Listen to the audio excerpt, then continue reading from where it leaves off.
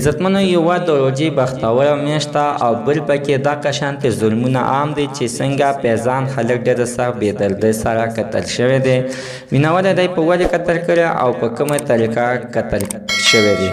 ټول معلومات زه تاسو ته په دې ویډیو کې کوم. زموږ د ویډیو د سره تر اخره پورې وګورئ چې تاسو ته پوره معلومات در ورسیږي.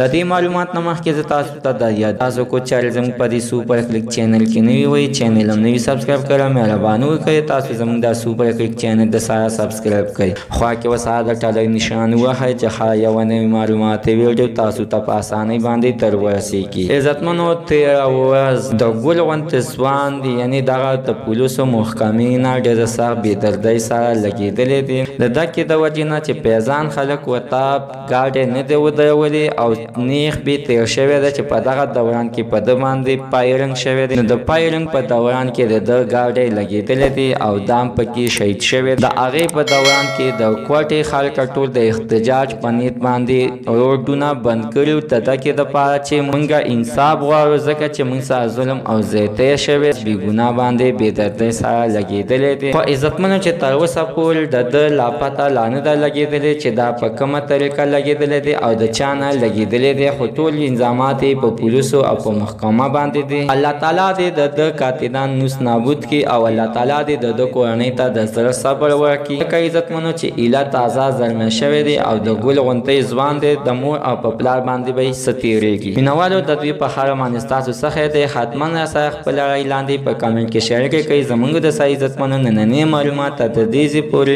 د نوي معلوماتو لپاره د سره زموږ د سوپر کلیک چینل د سره سبسکرایب کړئ. خوا کې ورسره د ټلۍ نشان ووهئ. د هر یوه نوي معلوماتي ویډیو تاسو ته په اسانۍ باندې در ورسیږي.